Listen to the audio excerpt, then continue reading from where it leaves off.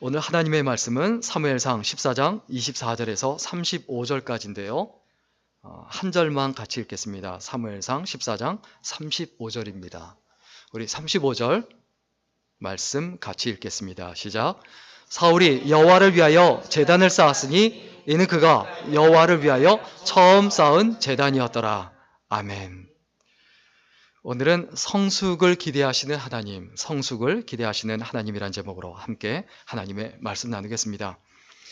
사람은 살아가면서 많은 것이 필요합니다. 그런데 우리는 뭐가 필요하냐라는 질문을 받으면 돈이 필요하다, 직업이 필요하다, 직장이 필요하다, 남편이 필요하다, 아내가 필요하다, 이런 식의 얘기를 해요. 그런데 우리 사람에게 진짜 절대적으로 필요한 것은 그게 아닙니다. 그건 2차적, 3차적인 거예요. 우리에게 가장 필요한 건 뭐냐면 성장과 성숙이에요. 내가 인생을 살아가는 데 있어서 내가 성장해 가는 것, 성숙해 가는 것, 이건 진짜 없어서는 안 되는 요소예요. 내가 더 이상 성장하지 않는다라는 것은 무엇을 의미합니까? 화석처럼 굳어졌다는 얘기고, 그건 이미 죽은 인생이에요. 내 믿음이 살아있고, 그리고 또 내가 그 믿음을 가지고 하루하루 매일매일 살아간다는 것은 점점 예수 그리스도를 닮아가고 있는 중이어야 돼요. 하나님께서 우리에게 기대하시는 게 뭘까요?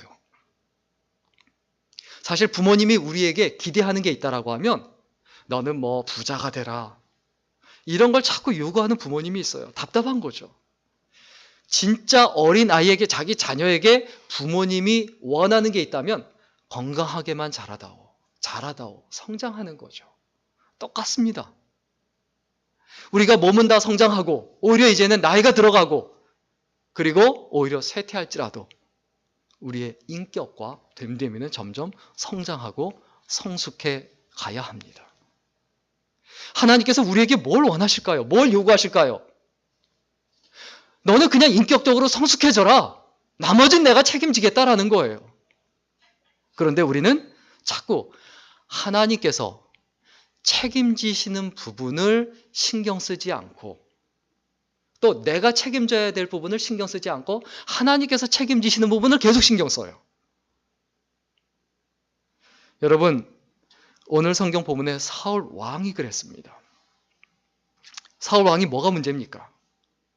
신앙적으로 성숙하지 못했어요. 그러다 보니까 그게 인격으로 드러나요. 인격으로 드러나는데 어떻게 드러납니까? 오늘 성경 본문에 보면 블레셋과 전쟁을 해요. 상대가 안 되는 자기들보다 너무너무 강한 블레셋과 싸움을 걸어서 전쟁을 하기 시작을 해요. 그런데 그 전쟁에서 패배할 것 같았는데 요나단의 헌신으로 하나님께서 은혜를 베풀어 주셔서 이기기 시작합니다. 그때 자기가 나서서 또 한 게 뭐냐면 또 사고를 쳐요. 어떤 사고를 칩니까? 블레셋과의 전쟁에서 끝날 때까지 음식을 먹지 말아라. 음식을 먹지 말아라. 이걸 이야기함으로, 이걸 선언하고 선포함으로 어떤 일이 벌어집니까? 자, 전쟁을 하면 음식을 많이 먹어야 됩니까? 조금 먹어야 됩니까? 더 먹어야 되는데 오히려 먹지 못하니까 오히려 공동체의 힘이 약해지는 거예요. 이스라엘군의 힘이 약해지는 거예요. 여러분, 미성숙한 사람이 있으면요, 그 가정이 약해집니다. 교회가 약해집니다. 내가 성장하고 성숙한 것이 얼마나 중요한 것인지 이걸 반드시 기억해야 돼요. 미성숙한 나로 인해서 교회가 힘 빼는 거예요. 엉뚱한 데 신경 쓰고 계속 어려워지는 거예요. 가정도 마찬가지예요. 또 미성숙한 한 사람으로 인해서 어떤 일이 벌어지냐? 목표에 도달하기가 어렵습니다. 자, 이스라엘 백성들이 더 이상 아무것도 먹지 못한다. 어떤 일이 벌어질까요?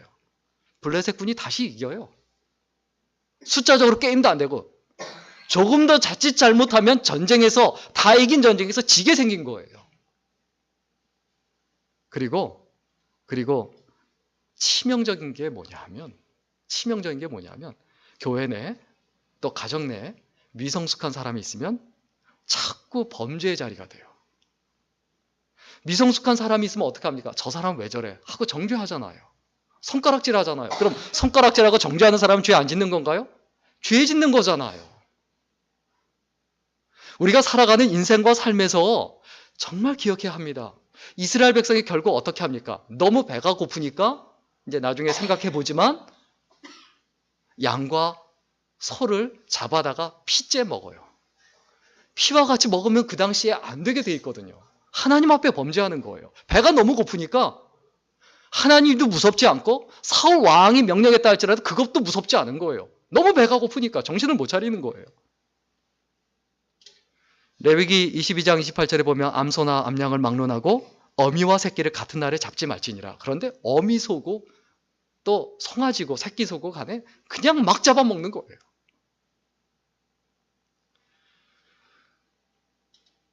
우리가 하나님 앞에 성장하고 성숙해 가야 될 부분이 있습니다. 일단은 감정적으로 성숙해져야 합니다. 어느 부분이 성숙해져야 된다고요? 네, 감정. 인생이 꼬이는 사람의 특징이 있어요. 감정이 미성숙해요. 자기 감정을 컨트롤하지 못해요. 우리 오늘 보면 24절 같이 읽겠습니다. 24절입니다. 시작.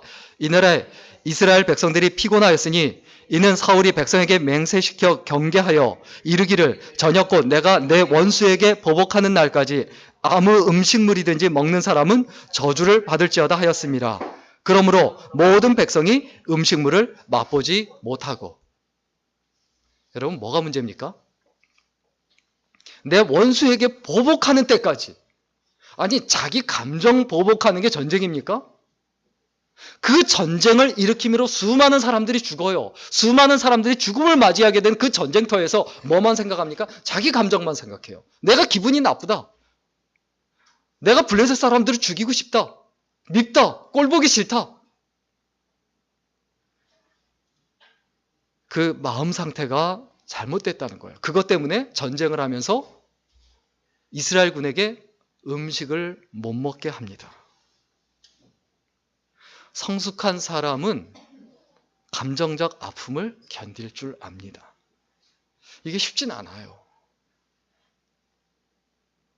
성숙한 사람과 미숙한 사람의 차이가 있어요. 성숙한 사람은 자기와 달라도 의견이 틀려도 계속 좋아해요. 같이 갈 수 있어요. 그런데 미숙한 사람은 나하고 의견이 다르면 같이 못 가요.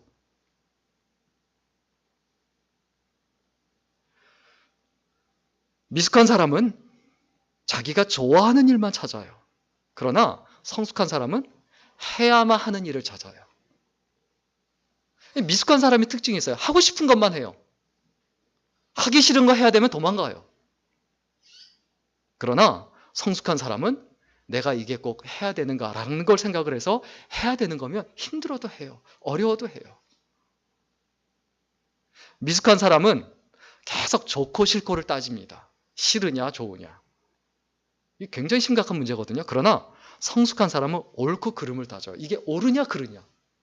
우리 예수 믿는 사람이 특별히 우리 교회 성도님들이 저는 이 부분이 분명했으면 좋겠어요. 다른 건 모르겠는데 저는 이걸 정말 강조하고 싶어요. 싫으냐 좋으냐를 따지지 말고 이게 옳으냐 그르냐를 따져야 돼요. 그리고 남이 옳으냐 그르냐를 따지기 전에 내가 옳으냐 그르냐를 따져야 돼요. 이걸 생각하지 않으면 자꾸 실수합니다. 자꾸 범죄합니다. 자꾸 남을 정죄하고 그리고 비난하고 비판하고 자기 혼자 잘난 줄 착각하게 돼요. 미숙한 사람은 자꾸 과거를 바라봅니다. 그래서 이럴 걸 저럴 걸 계속 후회하고 그리고 옛날에 좋았던 시절 생각하며 그때를 생각을 해요. 그러나 성숙한 사람은 미래를 내다봐요. 현재에 매이지 않고 과거에 매이지 않고 앞날에 어떻게 할 것인가. 그러면 미래를 위해서 지금 어떻게 할 것인가를 생각하는 사람이 성숙한 사람이에요. 미숙한 사람은 특별한 일에만 관심 갖습니다. 아주 뭐 대단한 거, 멋있는 거, 화려한 거. 그런데 성숙한 사람은 어떻습니까? 평범한 거, 아주 사소한 거라 할지라도 그것을 비범한 마음으로 대합니다. 그게 위대한 사람의 특징이에요. 남들이 하찮게 여긴다 할지라도 자신은 그것을 하찮게 여기지 않고 그것에 집중을 하고 최선을 다합니다. 미숙한 사람은 자신이 선택하고 관심 있는 거 그거 하나만 봐요. 그리고 다른 걸 다 잊어버려요. 다른 사람이 어떻게 됐든지 전체 상황을 못 봐요. 그런데 성숙한 사람은 선택에서 제외된 나머지까지 다 살피고 고려를 합니다. 미숙한 사람은 구름만 쳐다보지만 성숙한 사람은 그 구름 뒤에 있는 태양을 볼 줄 압니다. 미숙한 사람은 세상이 바뀌지 않으면 안 된다, 이렇게 불평하고 욕을 합니다. 그러나 성숙한 사람은 이런 세상 속에서 내가 어떻게 바뀌어야 되는가, 내가 어떠한 사람으로 존재해야 되는가, 자기를 먼저 바꿔요. 다른 사람을 바꾸려 하기보다, 세상을 바꾸려고 하기보다 먼저 자기 자신을 바꿔요. 여러분, 미숙한 사람은 모든 상황을 너무 심각하게 받아들여요. 그냥 일이 생겼으면 그냥 처리하면 그만인데 어떡하지 하고 호들갑 떨어서 더 크게 만들어요. 사실 우리의 삶에 있어서 별거 아닌 건데 그 일이 커지는 경우가 우리의 언어고 말이에요. 사실 우리가 말하고 표현하는 거 굉장히 조심해야 됩니다. 우리의 언어와 말을 조심하지 않는다는 얘기는 나는 계속 일을 저지르고 일을 크게 만드는 사람이라는 거예요. 그러면 내가 이 상황에서 어떻게 해야 이 상황이 축소되고 빨리 해결될 수 있을까를 생각해야 되는데, 불난집에 휘발유 뿌리는 격이 바로 말을 잘못하는 거예요. 이 부분이 참 쉽지 않습니다. 어렵습니다. 그런데 대단히 주의를 기울여야 되는 부분이에요. 그런데 성숙한 사람은 어떻게 합니까? 그냥 여유롭게 웃음으로 받아들이고 여유를 가져요. 긴박한 상황에서 어떻게 해야 될까 고민하고 생각하고 여유를 가지고 생각해요. 일이 생기면 일은 일로 처리하면 그만이에요. 감정으로 처리하면 상처를 받습니다. 그리고 상처를 줍니다. 여러분, 성숙한 사람은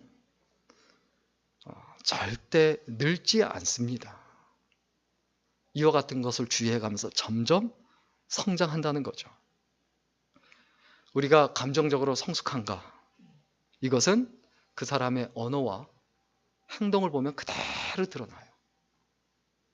내가 무엇에 관심을 가져야 됩니까? 부자가 되려고 관심 가지기 전에요, 돈을 벌려고 관심 가지기 전에 내가 감정을 먼저 다스릴 줄 알아야 돼요.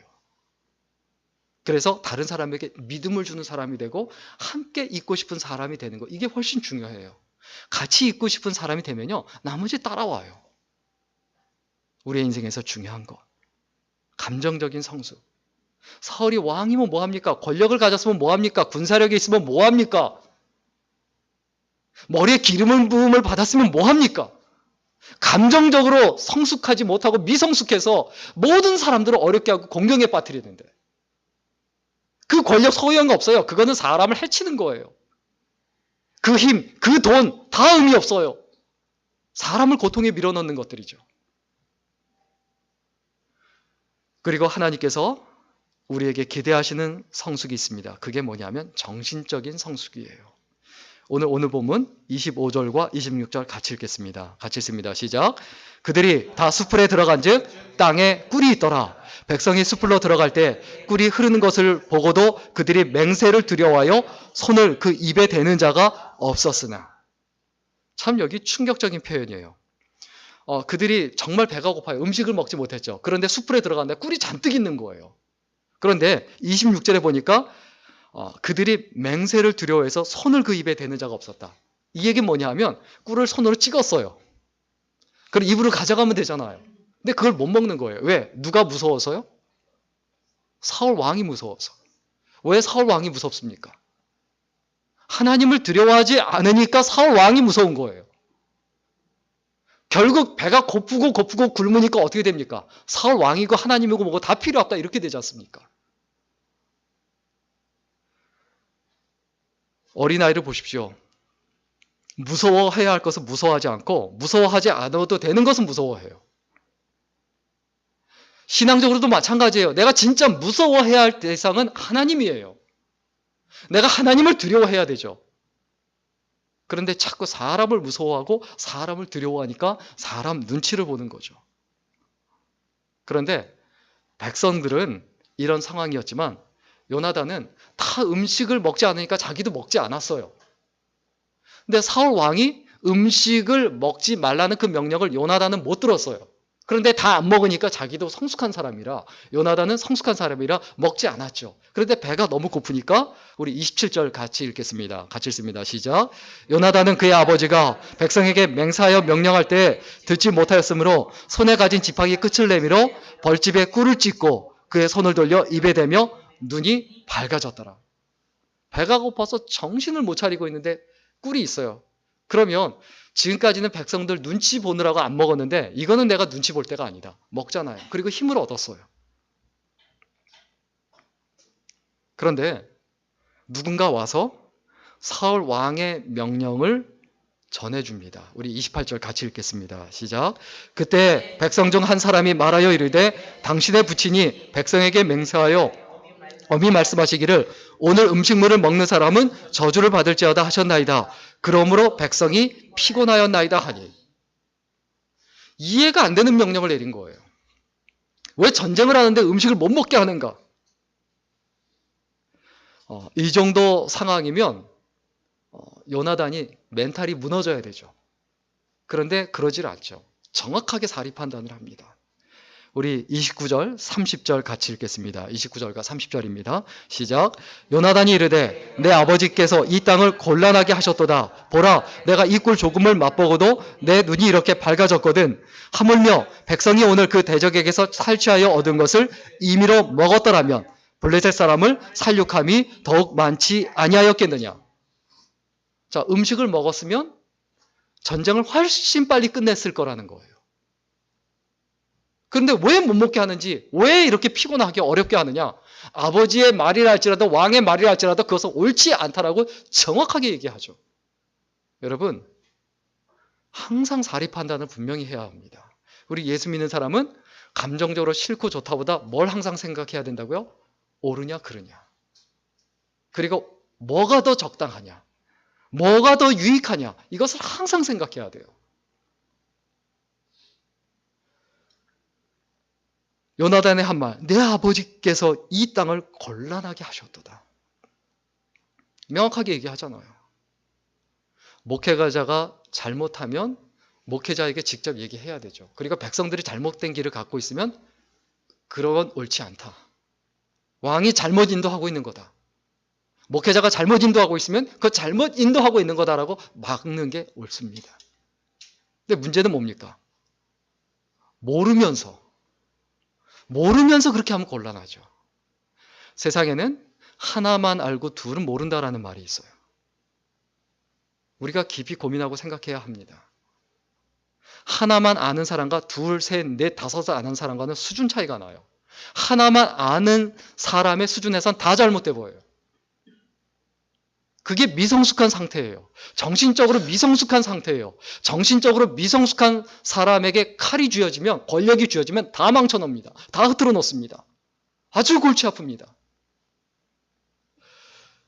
세상에서 제일 한심한 사람이 누굽니까? 무식한데 용감한 사람이라고 하죠. 모르는데 용감하기까지 하면 굉장히 피곤합니다. 우리의 삶에 있어서 뭐가 중요한지를 날마다 고민하고 생각해야 합니다. 요나단이 왜 하나님께 은혜를 입었고 왜 괜찮은 사람이었는가? 그래도 사울 왕이 한심하고 답답하지 않고 왜 그래도 이스라엘 백성에게 은혜를 베풀어 주셨는가?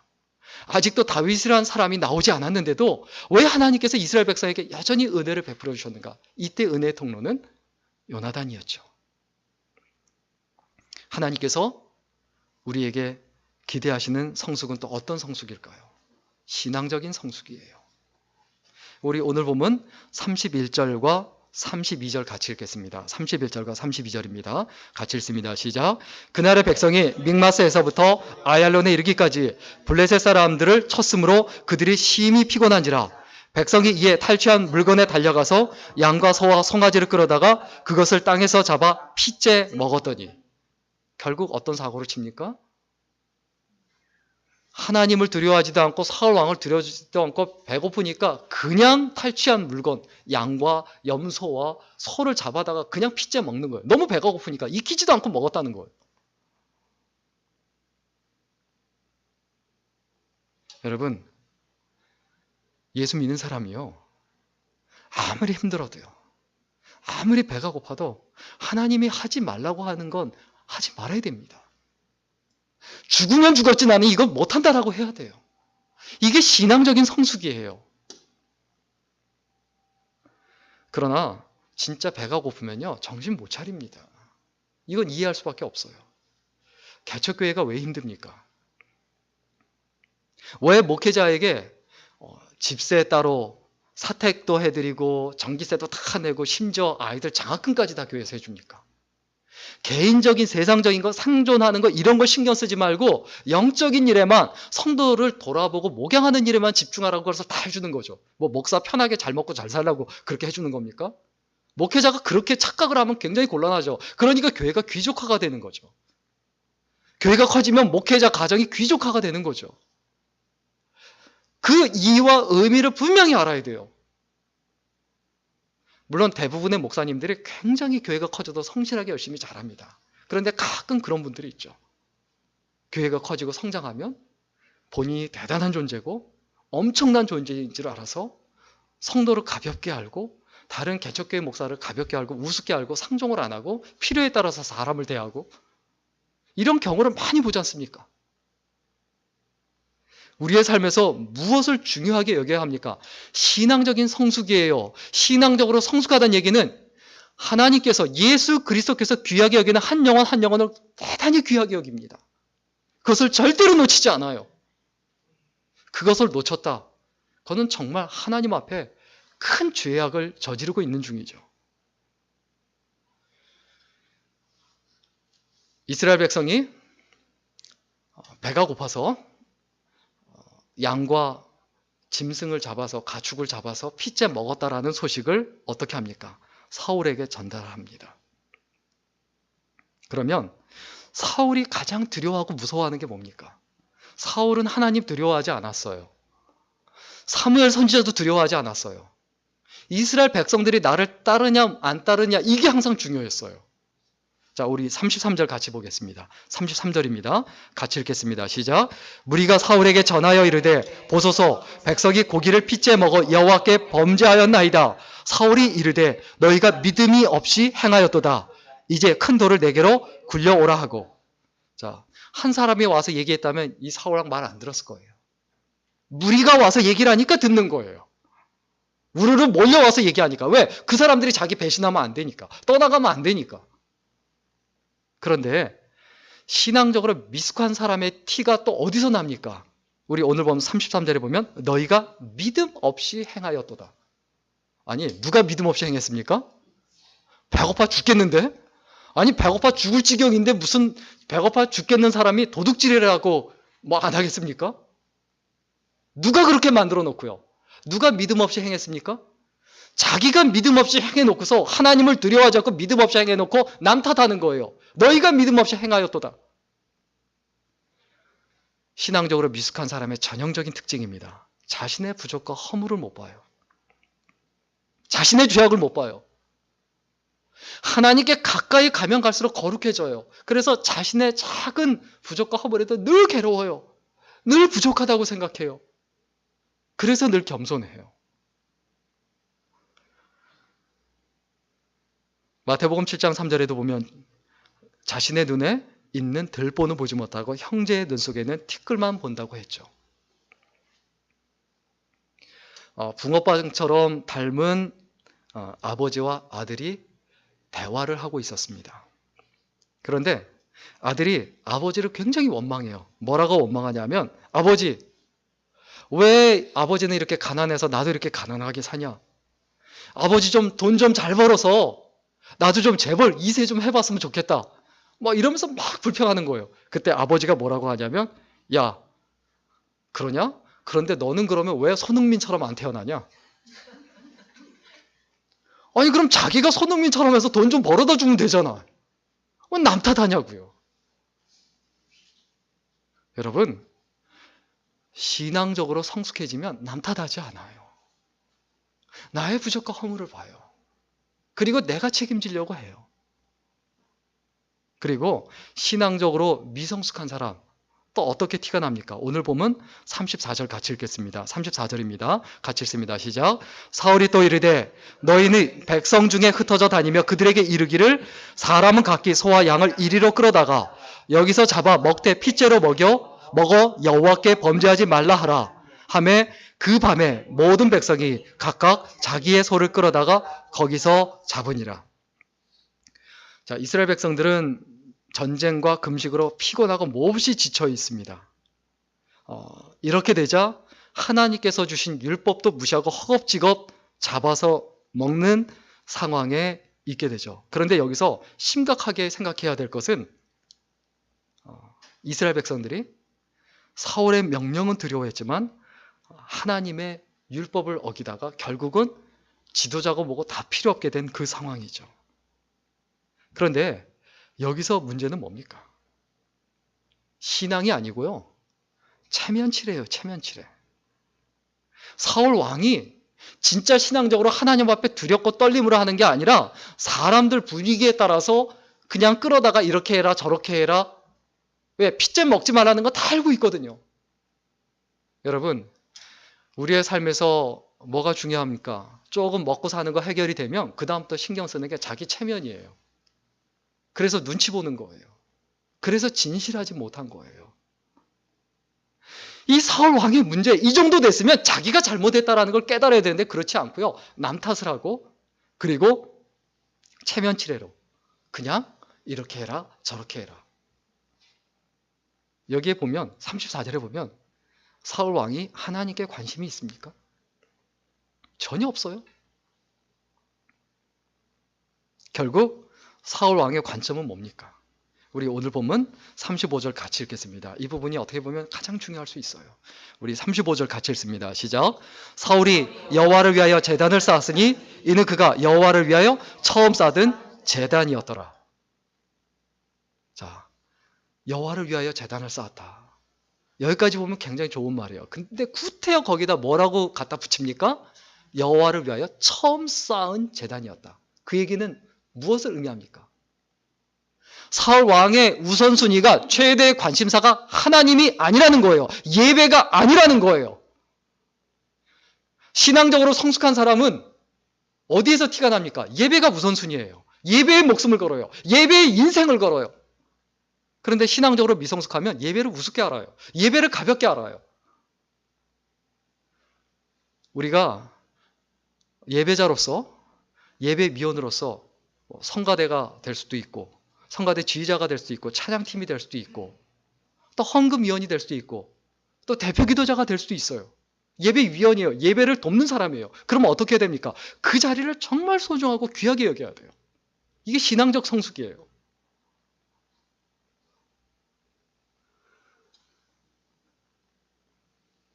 (1등의) 적은 누굽니까?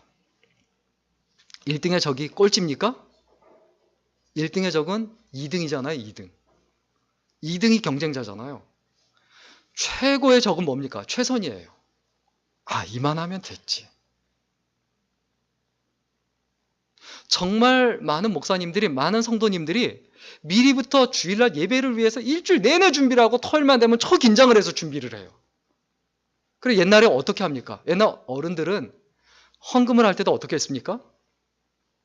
은행에 가서 새 돈 바꿔오고 새 돈 못 바꿔오고 그게 안 됐으면 어떻게 합니까? 다리미를 다려서라도 내죠. 그 액수가 문제가 아니라는 거예요. 그 마음 자세, 우선순위가 뭐냐? 그 태도가 문제라는 거예요. 이게 신앙적인 성숙이에요.